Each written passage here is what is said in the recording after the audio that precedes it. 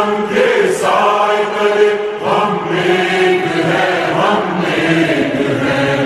इस परचम के साए तले हम एक हैं, हम एक। 14 अगस्त पाकिस्तान जे आज़ादी जे पुरमुसरत मौक़े ते अहले वतन खे आज़ादीअ जूं लख लख मुबारकूं पेश कयूं था पारां वॾेरो इल्ताफ़ ख़ान गोपांग। हम एक हैं।